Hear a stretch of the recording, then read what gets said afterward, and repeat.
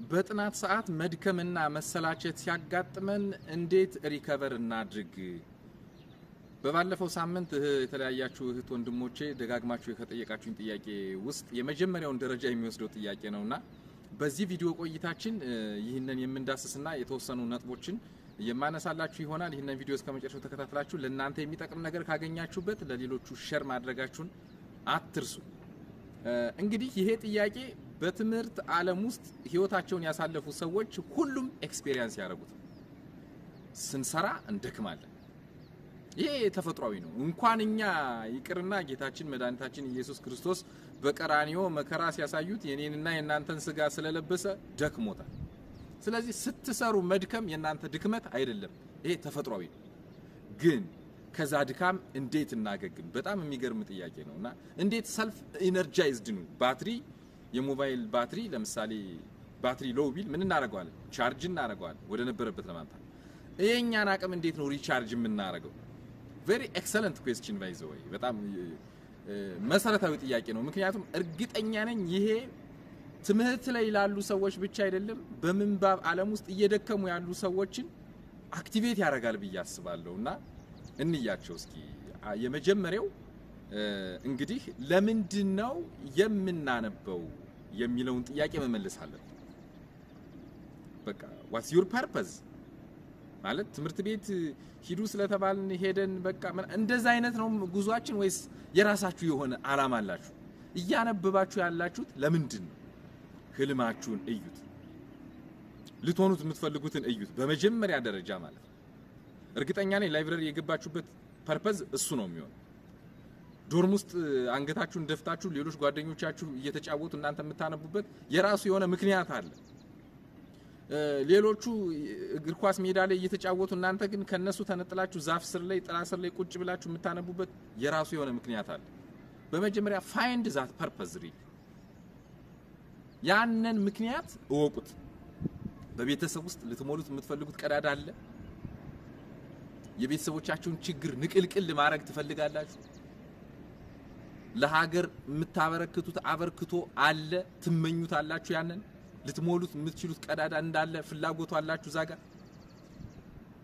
በቃ ለሀገር የምታበረክቱት ነገር እንዳለ ታስባላችሁ። በመጀመሪያ ለዚህ ምክንያት ለመማራችሁ ምክንያት ለማንበባችሁ ምክንያት የሆነውን ነገር ፐርፐዛችሁን እወቁት። ከዛ ቀጥሎስ ኢንትሪንሲካሊ ሞቲቬትድ ሁኑ ማለት ከውስጥ ተነቃቁ። በቃ ከውስጥ ይሄ መነቃቃት ማለት ዝም ብሎ ይሄ ፌክ መነቃቃት ምናምን አይደለም። የእውነቴን ነው የምላችሁ። ከውስጥ ተነቃቁ እስቲ። ከውስጥ ማለት ለምሳሌ ዝናብ ዘንቦ ሲያባራ የሆነ ከዝናቡ ቀጥሎ ጎርፍ ምናምን ጭቃ እየገደብን ምናምን ገደብ አልተጫወትንም በልጅነታችን። ገጠር አካባቢ ተወልደን ያደግን ደግሞ መስኖ ላይ ፈሰስ ቅንስ እያደረግን እየገደብን አልተጫወትንም። ያ ገደባ ማፍሰስ ቢጀምር በውጭ በኩል ጭቃ ብናረግበት ይቆማል? በውጭ በኩል ድንጋይ ብናረግበት ራሱ ይቆማል? በታሪክ አቅጣጫ ቀይሮ ይወጣል። እኔና እናንተ ከውስጥ ከተነቃቃን አሁን የደከመን ድካም አይጥለንም። በታሪክ ወደ ኋላ ጎትቶ ያስቀረን።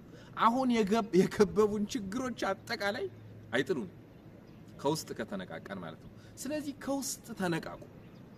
ከውስጥ ስትነቃቁ ደግሞ የሚገርመው ነገር ሪል መሆን መቻል አለበት። ሪል በቃ የእውነት ማለት ነው። አሁን አንዳንድ ጊዜ ሰው ሲቀሰቅሰንና እኛ ከእንቅልፋችን ራሳችን ስንነቃ በጣም ልዩነት አለው። በቃ ከውስጥ መነቃቃት ማለት እሱ ነው። ከውስጥ መነቃቃት ያስፈልጋል። ኢንትሪንሲካሊ ሞቲቬትድ መሆን። እንዴት ነው ኢንትሪንሲካሊ ሞቲቬትድ የሚሆነው? we will see። የኔ ህይወት ከጠቀማችሁ አንድ ምሳሌ ላንሳላችሁ። የእውነቴን ነው ማለት በተማሪነት ህይወቴ ድካሜን ማሸነፍበት እሱ ስለነበረ ነው ማጋራችሁ እንጂ የኔ ታሪክ አስተማሪ ነው እያልኩ አይደለም። ግን የኔን ኢንትሪንሲክ ሞቲቬሽን ያመጣውን ነገር ግን እንድትረዱ ትፈልጋለሁ።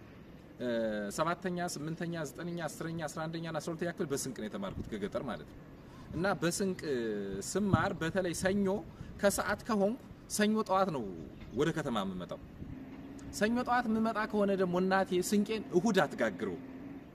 ሌሊት ሰኞ ተነስታ 9 ሰዓት ላይ 10 ሰዓት ላይ ተነስታ ምጎጎ ወይ ምጣድ አስፍታ ምናምን ነው የምትጋግርልኝ። እንጀራም ሆነ ዳቦም ሆነ ዳቦ ቆሎም ሆነ ማለት ነው የምትጋግረው። ያንን ስንቅ የምታዘጋጀው በሌሊት ተነስታ ነውና ኩበት ታውቃላችሁ ብዬ አስባለሁ። ገጠር ኩበት ከብቶች የከብቶች ጽዳጅ ሆኖ ደርቆምና ሰብስበን የምናመጣውና ኩበት አመድ ይመስልና ውስጥ ላይ ግን ፍም ይቋጥራል።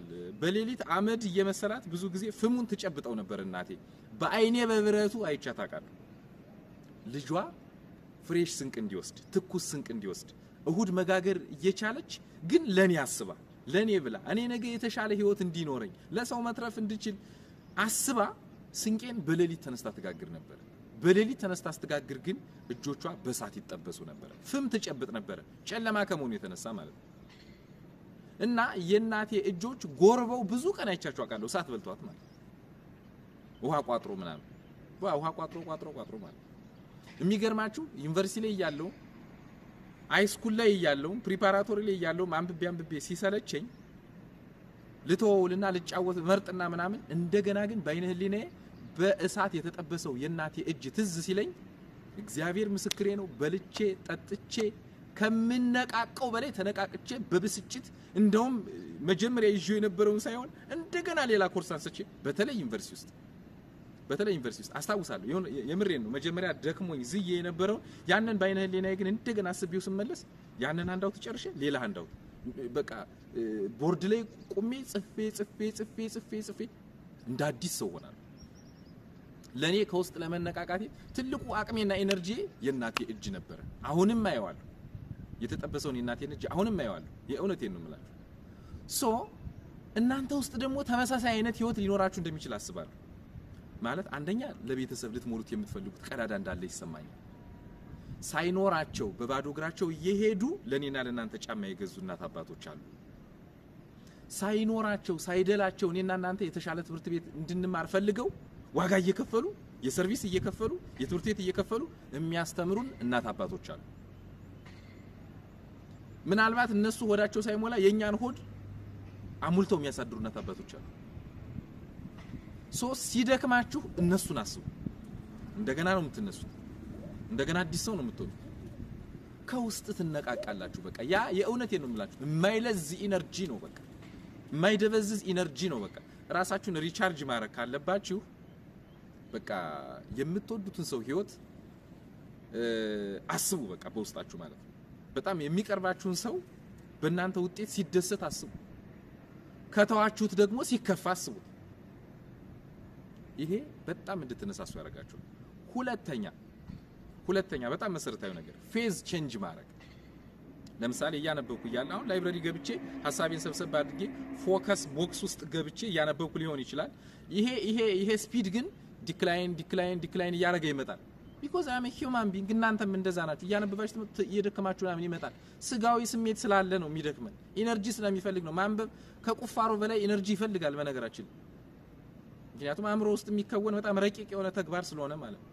ኢነርጂ ሉስ ታረጋላችሁ፣ ይርባችኋል ምናምን ኢነርጂ ሉስ ስለምታረጉ ማለት በዛ ስቴት ውስጥ እያነበባችሁ እያለ ድካም ከተሰማችሁና በቃ መያዝ ካቆማችሁ ፌዝ ቼንጅ አድርጉ። አብዛኞቹ ልጆች ግን ምን ታረጋላችሁ? በቃ ሰለቸኝ እንልና ባዮሎጂን ጥለን ደግሞ እንደገና ዘው ቁጭ እንዳለ ኬሚስትሪ እናነሳለን። ኬሚስትሪም ከ10 ደቂቃ በላይ አታነቡት። እዛ ደግሞ ስንትትቡ እናረግና እስኪ በቃ ፊዚክስ ላይ ፊዚክስ በጣም ጉጉት ካላችሁ በትግል ትንሽ ልትገፉ ትችላላችሁ፣ ግን ኢትስ ኖት ፓወርፉል አይሆን። ፌዝ ቼንጅ ብታረጉ ግን ተግባራዊ ስራ መስራት ትችላላችሁ። how to change your phase እንዴት ነው ፌዝ ቼንጅ ማድረግ የምንችለው? ለምሳሌ 2 ሰዓት ላይ ላይብረሪ ገባችሁ እስከ 4 ሰዓት አነበባችሁ። 4 ሰዓት ላይ ግን መሰላቸት መድከም መጣ። በቅድሙ ፍጥነት እየሄዳችሁ አይደለም፣ ሐሳባችሁ እየተበታተነ እየረበሻችሁ ነው። ምን ታረጋላችሁ? ያን ጊዜ ደብተራችሁን ግጥም፣ መጽሐፋችሁን ግጥም፣ ያወጣችሁትን ሰልፍ ነው ግጥም ታረጉና 2 ሰዓት ገብቼ ምንድን ነበር ያስኩት ብላችሁ ራሳችሁን ጠይቁ። የት ላይ ነበር የጀመርኩት? ቻፕተር 2 ነው የጀመርኩት። ቻፕተር 2 ምን ይላል? ይሄን ነው የሚለው ምናምን። ስንት ሰብ ቶፒኮች አሉት? እነዚህ ወደ ውስጣችሁ ተመልከቱ። የራሳችሁን ዓለም ራሳችሁ አንብቡት። በተለይ በንባብ ዓለም ውስጥ የቆያችሁትን ማለት ነው። ያን ጊዜ ካነበባችሁት ውስጥ እርግጠኛ ነኝ ሁላችሁም 100% አታስታውሱ። አይሆንም። በቃ ይሄ ፋክት ነው። ከዛ በኋላ እንዴት አሁን አንብቤው አሁን ሰልፍ ኖት አውጥቼው እንዴት ረሳሁት ምናምን በሚል ትግል ውስጥ ትገባላችሁ ማለት ነው። በቃ ትግል ያንን ለማስታወስ ምናምን በቃ እዛ ኢነርጂያችሁ እንደገና ይመጣል ሳታውቁት ማለት ነው። እንዴት አላስታውሰው ምናምን በብስጭት እንደገና ማንበብ ትጀምራላችሁ። ይሄንን ነው እንደ ረሳሁት ማስታወሻችሁን መግለጽ ትጀምራላችሁ። ከዛ በኋላ ደክሟቸው የነበረው ስሜት ቅልል ይላል ማለት ነው። ፌዝ ቼንጅ ተግባራዊ የሆነው የአካል ፌዝ ቼንጅ እንዴት እንደሆነ ላሳያችሁ። ለምሳሌ በክርስትና ህይወት ውስጥ ቤተክርስቲያን ሄደን ቅዳሴ ላይ በጣም የሚከብደን ነገር ምንድነው? መቆም። ብዙዎቹ ይሄንን ነው ቻሌንጅ መቆም። ታላላቅ ሰዎች መቋሚያ ሊይዙ ይችላሉ። ህፃናት ደግሞ ወጣቶች ናም መቋሚያ ይዘንም አንገባም አይሰጥም ቆመን ማስቀደስ ስላለብን። ግን ስንቸገር ምንድነው የምናደርገው? እስኪ አስታውሱት። ማለት በየቀኑ እንደተራ የምናደርገው ነገር እስኪ ሪያላይዝ እናድርገው። ከዛ ምን እናደርጋለን? ጉልበታችንን ሸብረክ እናደርጋለን። አንዱን ሸብረክ ስናደርገው የሆነ ሪሊፍ የምታደርጉ ስትረስ ሪሊፍ አታረጉ? የሆነ እረፍት አይሰማችሁ? ግን እኮ እንደቆማችሁ ናችሁ። ከዛ ቀጥሎስ ትንሽ ቆይታችሁ ወደ ነበራችሁበት ስትመለሱ ያነ ፔንፉል ሲናሪዮ የለም። የእውነቴን ነው የምላችሁ። ፌዝ ቼንጅ ማድረግ ማለት በጥናት ዓለም ውስጥ እንደዛ በቃ ቅድም ትኩር ብላችሁ በፎከስ አድርጋችሁ ያነበባችሁ ምናምን ነበር ሾርት ኖት ያወጣችሁ ያነበባችሁ ነበር ምናምን እዛ ይሄ መሰላቸት ካለ ምን ታረጋላችሁ? ትትቡ ታረጉትና አእምሯችሁ ውስጥ ያለው ደግሞ ኦዲት ማድረግ ጀምሩ። ደግሞ ከጥናቶች በላይ በጣም የላቀው ጥናት ይሄ ነው። ሰልፍ ኦዲት ማድረግ፣ ሰልፍ ኢቫሉዌት ማድረግ፣ ራሳችሁን መፈተን፣ ከፈተና በፊት ራሳችሁን ደጋግማችሁ መፈተን፣ ራሳችሁን መጣል፣ በራሳችሁ አቅም ራሳችሁ መውደቅ። ይሄ ውድቀት አይደለም፣ ውድ እውቀት ነው ዞ የሚመጣ ውድ እውቀት። ውድ ሲደመር እውቀት። እናንተ ራሳችሁ መዝናችሁ ከወደቃችሁ፣ ከፈተና በፊት ደጋግማችሁ ከወደቃችሁ ለፈተና ሜንታሊ ፊት አድርጋችሁ ነው የምትገቡ። ማምጣት የምትፈልጉትን ውጤት ታመጡታላችሁ። ሶ ፌዝ ቼንጅ አድርጉ ማለት ነው። በቃ ከዛ ምህዳር ተወጡና ከላይብራሪ በአካልም ልትወጡ ይችላል። ወጣችሁ ግን ላይብራሪ ዙሪያ ላይ ቁጭ ብላችሁ አየር እየወሰዳችሁ ምናምን ስላነበባችሁት ነገር አናላይዝ ማድረግ ምናምን እዛ የጎደሏችሁን ነገሮች በፍጥነት ሄዳችሁ ላይብራሪ ትሞልታላችሁ ማለት ነው። ፌዝ ቼንጅ ስታረጉ ድካማችሁ ይቀላችኋል። ሌላኛው በጣም መሰረታዊ ነገሩ ደግሞ ስታጠኑ በፊታችሁ ምን ልታመጡ እንደምትችሉ እዩት ባይነ ህሊናችሁ። እንደገና ደግሞ ብትሰንፉ ምን ሊጠብቃችሁ እንደሚችል ነጋችሁ ምን ሊሆን እንደሚችል ደግሞ እዩት ቀድማችሁ ማለት ነው። ያኔ በቃ ራሳችን እንመክራለን። በቃ እየተከፈለው ያለው ዋጋ ልክ እንደሆነ ይገባችሁ። ከዚህ በላይ ዋጋ መክፈል እንዳለባችሁ ኮንፊርም ያደርጋል አእምሯችሁ። ሶ እንዲሞነው እኮ ይሄን ለማምጣት ነው ራሳችሁን ትመክሩታላችሁ። ይሄ ባይሆንስ ምናምን እንዴ አሁን ሄጄ ብተኛስ ምናምን ነገ ፈተና ላይ አይን ፍጥጥ ጥርስ ግጥጥ ሊመጣ ይችላል። በቃ ግድግዳ ማየት ምናምን ሊመጣ ይችላል። እግዚአብሔር የማይወደው ስርቆትን ማሰብ ሊመጣ ይችላል። አሁን ከሰራንስ አረ በታሪክ እንዲህ አይነት ስሜት የት ሲጎበኝን ሲጀመር ማለት። ስለዚህ ስትሰሩ በመልካም መንገድ ማስቡት፣ ከተዘናገው ደግሞ የሚገጥማችሁ መጥፎ ነገር አስቡት። ስትሰሩ በጉጉት የሚጠብቃችሁ ቤተሰብ ልትሰጡት የምትፈልጉትን ውጤት አስቡት። በመድረክ ላይ ስማችሁ ሲጠራ አስቡት። ወላጆቻችሁ በዛ ሲሞገሱ አስቡት። በእናንተ ምክንያት እንኳን ደስ አላችሁ ተብለው ሲታቀፉ አስቡት። በእናንተ ምክንያት ደለብሬትሊ ቤት ላይ በዓል ሲሆን አስቡት። የምሬን ነው። ቤተሰብ የሆነ ሰው መጥቶ ሁሉ በቃ እንኳን ደስ አላችሁ ይላሉ። ቤተሰቦቻችሁ በእናንተ ደስ ብሏቸው ማለት ነው። አስባችሁታል? ታዲያ ለዚህ ዋጋ ካልከፈላችሁ ለምን ዋጋ ትከፍላላችሁ እንዴ? ስቃይ አይቶ ላሳደገን ቤተሰብ የደስታ ምንጭ ከመሆን በላይ ምን የሚያስደስት ነገር አለ? ቤተሰቦቻችን በእኛ ደስ ሲላቸው ደግሞ ሀገር ደስ ይላታል። ምክንያቱም ሀገር የኛ ነጸብራቅ ስለሆነች ማለት ነው። ደስ ይላታል። ለዚህ ምንስ ዋጋ ብንከፍል ታዲያ ጎበዝ ይበዛል እንዴ? ያንሳል እንጂ። ያን ጊዜ ከራሳችሁ ጋር ትታረቃላችሁ፣ መዘናጋትን ታሸንፉታላችሁ፣ ትቀብሩታላችሁ። በቃ ቶታሊ ያን ጊዜ ከፍ ትላላችሁ። ያኔ ቢደክማችሁ እንኳን ስጋዊ ድካም ነው። ስጋዊ ድካም ደግሞ በውሃ በምግብ ይስተካከላል። ካምባክ ታረጋላችሁ ማለት ነው። ስታጠኑ ግን ብዙ ጊዜ ልጆች የእውነቴን ነው የምላችሁ ውሃ ይዛችሁ አጥኑ፣ ጾም ካልሆነ በስተቀር ማለት ነው። ውሃ እየጠጣችሁ አንብቡ። ውሃ ቀላል ነገር አይደለም። ለአእምሯችሁ በጣም ወሳኝ ነገር ነውና ውሃ በተደጋጋሚ እየጠጣችሁ ማንበብን አትርሱ ማለት ፈልጋለሁ። በዚህ አጋጣሚ ብዙ ዋጋ ስላስቀመጠልኝ ነው እኔም ጋር። ስለዚህ ከውስጣችሁ ተነቃቁ፣ የምትማሩበትን ፐርፐዝ እወቁት የእውነት ማለት ነው። ለቤተሰቦቻችሁ ደስታ ምንጭ ለመሆን ጥረት አድርጉ። ፌዝ ቼንጅ አድርጉ። የነኚህ ድምር ውጤቶች ባይነ ህሊናችሁ ይሄን ሁሉ ስታስቡ በቃ ድካማችሁን ቅድም ሊጥላችሁ የነበረውን ድካም ማሸነፍ የምትችሉ ልጆች ትሆናላችሁ ማለት ነው። ሶ ካምባክ የምታረጉት እንደዚህ ነው። አዘ ሴም ታይም ደግሞ ሌላ ምን ልታረጉት ይችላልላችሁ? ለምሳሌ በራሳችሁ ኦዲት እንዳረጋችሁት ሁሉ ራሳችሁን ኦዲት እንዳረጋችሁት ሁሉ አጠገባችሁ አብሯችሁ የሚያነብ ጓደኛ ካለ ይዛችሁ ትሄዱና ስላነበባችሁት ነገር ሐሳብ ተቀያየሩ፣ አውሩ። እስኪ ስንቶቻችን ደክሞን በቃኝ ብለን ወተን ግን የሆነ ጓደኛ አግኝተን ለረጅም ሰዓት እንደገና እየተጠያየቅን አንብበናል። ለምን ይመስላችኋል? ፌስ ቼንጅ ስላደረጋችሁ።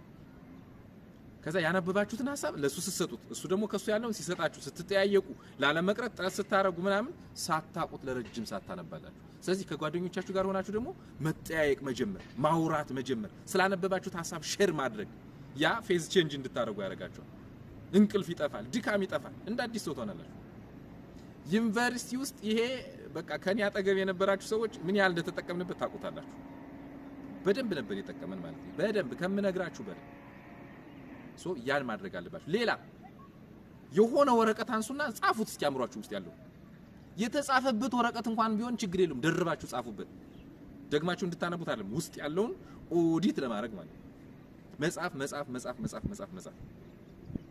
ምክንያቱም ጥናት ማለት ነው በጣም ፐርማነንት የሚሆነው። በርግጥ እዚህ ላይ ሌላ ቪዲዮ ሰራላችኋለሁ። ውጤታማ የጥናት መንገዶች መካከል አንዱ 5ቱን የስሜት ህዋሳት ማሳተፍ ነው። ስንጽፍ መዳሰስን እያሳተፍን እየዳሰስ ነው። ማየት አይቶ ማለፍ ብቻ ነው። ማየትና መዳሰስ ሲሆን ደግሞ ከፍ ይላል እኛ ጋር የመቆየት እድሉ። ሾርት ኖት ስታወጡ እየዳሰሳችሁት ነው። መዳሰስን ፓርቲሲፔት እያደረጋችሁ መጻፍ ደጋግማችሁ መጻፍ። ምናልባት የምታባክኑት እስክሪብቶና ወረቀት፣ ለዚህ ያልባከነ እስክሪብቶና ወረቀት መቼም አያገለግልም። በዚህ መንገድ እንደዚህ ፌስ ቼንጅ ካረጋችሁ ድካማችሁን መሰላቸታችሁን ምናምን ታሸንፉታላችሁ። ከዛ ስጋዊ ድካሙ ይመጣል። አሁን በህሊና ድክም እንዳትሉ ነው የምፈልገው። ህሊናችሁ በቃ ሁሌም በኢነርጂ እንዲሞላ፣ ማንበብ አቀበት እንዳይሆንበት፣ በፍላጎት እንድታነቡ። ምክንያቱም ጥናት በፍላጎት የሚከወን ነገር ስለሆነ ማለት ነው። እንደ ጫና እንደ ስራ ካያችሁት ቶሎ ነው የምትደክሙት። ቶሎ ማለት እንደዛ መሆን የለበትም በታሪክ ማለት። ስለዚህ ከውስጣችሁ በፍላጎት ማንበብ ከጀመራችሁ ግን ቢደክማችሁ እንኳን ስጋዊ ድካም ነው። እሱ ስጋዊ ድካም ደግሞ በምግብ በመጠጥ መመለስ የሚችል ነገር ነው ማለት ነው። በህሊናችሁ ግን ነቃ ያላችሁ ልጆች መሆን መቻል አለባችሁ። በህሊናችሁ ነቃ ለማለት ቅድም ያልናቸውን ፖይንቶች በሙሉ በቃ ሁል ጊዜ ካምሯችሁ አታጥፏቸው። ያን ጊዜ ላቅ ያላችሁ ሰዎች ትሆናላችሁ ማለት ነው። ነጋችሁ በጣም ያማረ፣ የነገ ማንነታችሁ በዛሬዋ በእያንዳንዷ ደቂቃና ሰዓት በየቀኗ የምትሰራ ትሆናለች ማለት ነው። ያ ተደምሮ ውጤት ይዞ ይመጣል ማለት ነው። በእርግጠኝነት ይህንን ከተገበራችሁ በህይወታችሁ ብዙ ለውጥ እንደምታዩ አስባለሁ። እኔ ተግብሬው ለውጥ አይቼበታለሁ። አጠገቤ አድቫይዝ ያረኳቸው ልጆች ለውጥ አይተውበታል። ምስክርነት የሚሰጡ ልጆች እንደሚኖሩ አስባለሁ። ይህንን ዩቲዩብ የምታዩ ይህንን ተግብራችሁ ውጤት ያመጣችሁ ከዚህ በፊት ያሰለጠንኳችሁ ልጆች ኮሜንት ላይ ጻፉላቸው፣ በጣም እርግጠኛ እንዲሆኑ ማለት ነው። ያንን ስታረጉ ከፍ ትላላችሁ ማለት ነው። ለኛ ደግሞ የሚገባን ከፍታ ነው። ከፍ ያሉ ሰዎች ልጆች ነን እኛ፣ በጣም የታላላቅ ሰዎች ልጆች ነን። ኢትዮጵያም ታላቅ ናት። ወደ ቀደመ ክብሯም ከፍ ማለቷ የማይቀር ነገር ነው። ግን የምንሰራት እኛ ነን። እግዚአብሔርን ረዳት አድርገን እግዚአብሔር እንዲረዳን ፈቅደን የመጪውን የኢትዮጵያን ታሪክ ከፍ አድርገን ድምቅ አድርገን እንጽፋለን ማለት ነው። ያ እንዲሆን የአባቶቻችን አምላክ የኛም አምላክ ይርዳን። እናንተንም የውጤት ሰው ይበላችሁ ማለት ፈልጋለሁ። ይሄ ቪዲዮ ለእናንተ ከጠቀማችሁ ለሌሎቹ ሼር በማድረግ እነሱም ከፍ እንዲሉ ይሄ ሐሳብ እነሱ ጋር እንዲያድር የበኩላችሁን ድርሻ ተወጡ ማለት ፈልጋለሁ። ዩቲዩብንም ሰብስክራይብ አድርጉ።